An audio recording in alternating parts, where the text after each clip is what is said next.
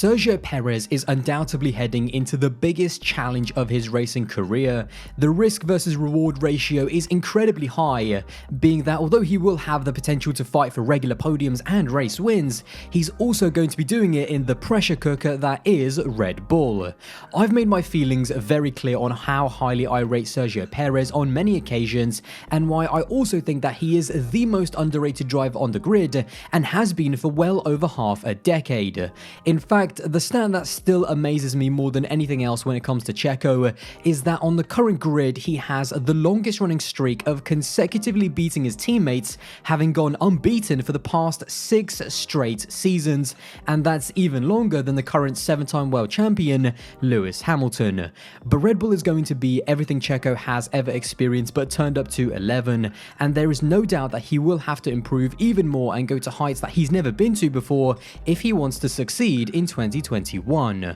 So in this video I thought it would be a good idea to talk about the very specific things that Perez needs to improve on that will determine as to whether or not he'll be able to survive at Red Bull in 2021. Now, whilst I do believe that Perez has lots of the attributes needed to be successful at a top team like Red Bull, that doesn't mean that he is the perfect driver, and there are things that he will need to improve both on and off the track heading into Red Bull. In terms of on the track, Perez has proven year after year after year that he is one of the most consistent drivers on the grid, and someone who on race day just gets in the car and usually flies under the radar, does his thing of being fast and smart in terms of how he uses his tyres, and by the end of the race, when we look at the race results, he's just always up there delivering consistent points and even the occasional podium.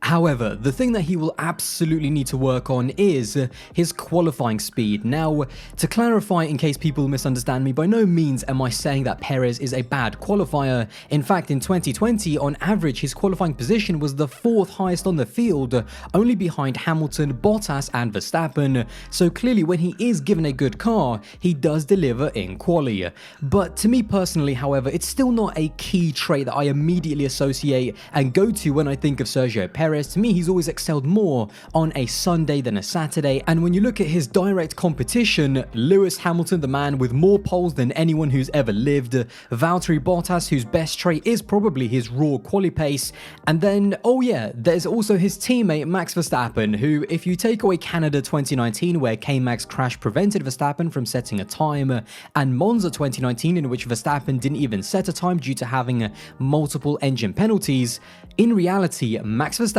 hasn't legitimately been outqualified by a teammate since Abu Dhabi in 2018. I mean, to put that into even more perspective for 2021, the last time Verstappen got outqualified was when Alonso was finishing his final race for McLaren before taking his 2-year break. So that is 2 full seasons of basically whitewashing teammates in qualifying, and that is Checo's competition.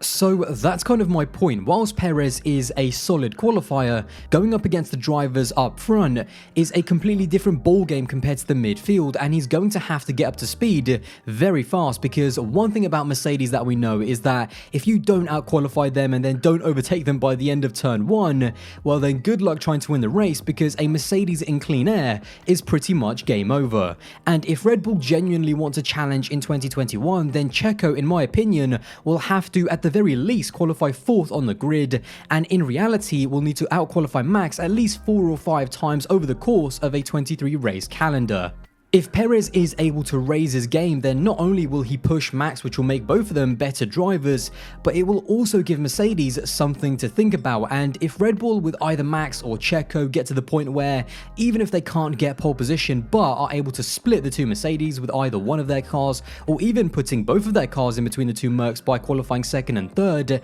that finally opens up more doors for Red Bull to try different strategies with both of their cars, and it will also put Mercedes under pressure. And despite how bulletproof Mercedes have been, we know that they are not exactly immune to making mistakes, as we've seen on a few rare occasions.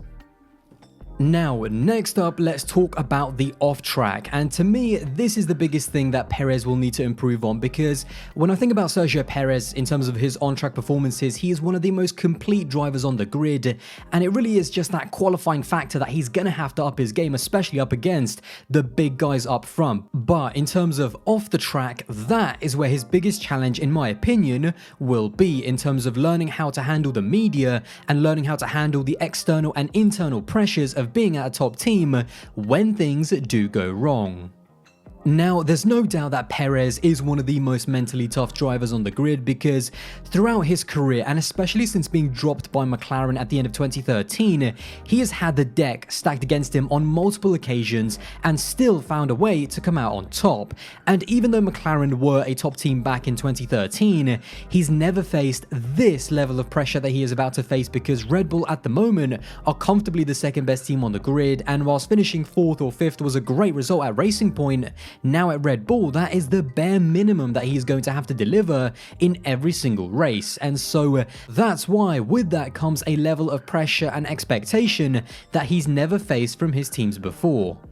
The mental pressure of being at Red Bull and being in that environment with Christian Horner and Helmut Marko and everything that comes with that, we've seen over the past couple of years, is not exactly the best environment to be in to get the maximum out of a driver. And then also fighting against Verstappen and the massive amounts of scrutiny that he will encounter for the first time in his career is going to be his biggest fight in 2021. When you look at why Gasly and Albon failed, I've said it multiple times, it wasn't because they're bad drivers, because they're not. It was the pressure which was just too much too soon for both of them, and I think that once the pressure started mounting, they did not feel comfortable with their cars and also the team itself. But that's what it's like being in a top team, and although people like Hamilton make it look easy, it's a relentless mental battle that can either make or break a driver. Checo will also have to learn how to handle the media differently as well. When things were going wrong at Racing Point, it was a case of let's just move on to the next one, but when things go wrong at Red Bull, it's front page news in Formula 1 and it's talked about and scrutinized by all of the fans and the media. So the way Perez handles communicating with both his team, but more so the media through the many inevitable highs and lows of the 2021 season, is going to be crucial, because every single word he's going to say is going to be analyzed, it's going to be taken out of context, and it's going to be used by various people to fit various narratives and agendas. There is also another type of pressure which Perez will have to deal with. Now, I don't think it's crazy to say that the F1 community, certainly on social media at least, have not exactly been on the Red Bull bandwagon since they've been hiring and dropping different drivers literally every single season, and to be honest, I do think that a large part of that criticism is more than justified. However, with Perez coming in, I've had this strange feeling that there is a very large part of the fan base who are secretly and very quietly rooting for him to fail at Red Bull, because it will validate their argument that what's happened over the past 2 years is completely Red Bull's fault, and that Pierre and Alex had nothing to do with getting completely dominated by Max and under-delivering relative to what Max was able to achieve. So I feel like not only has Perez got all this pressure to perform from the team and the media, but I really do feel as if before he's even stepped into the car, there are already some fans who are heading into the season who want Checo to fail just so that they can have a go at Red Bull. I honestly don't know how I feel about this, because me personally, I really want Checo to succeed, but not because of how it will make Red Bull look, but more so for the fact that Checo has been grafting in that midfield pretty much for the last decade, and he deserves more than anyone else to have some success at a top team. But as with everything in Formula 1, when the lights go out, ultimately it's Perez who's at the wheel, and only he can decide how the 2021 season will turn out for him.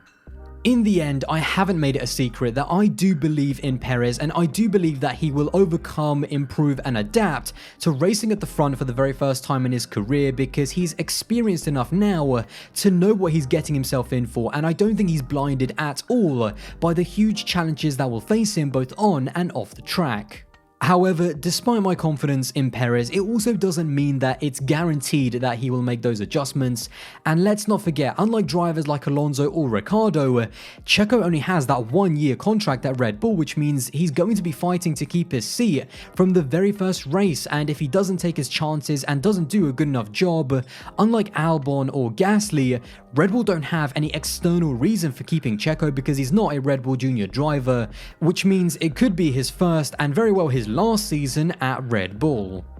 In closing, I have full faith that Perez will deliver because he's been waiting for a chance like this for the past 10 years, and now that he's been put into a position to potentially be able to fight for regular wins and maybe a potential world title, I don't see him getting complacent and throwing this opportunity away. He still has lots of room to grow, of course, and lots of things to learn in 2021, but I fully believe that he will be the missing piece to the Red Bull puzzle.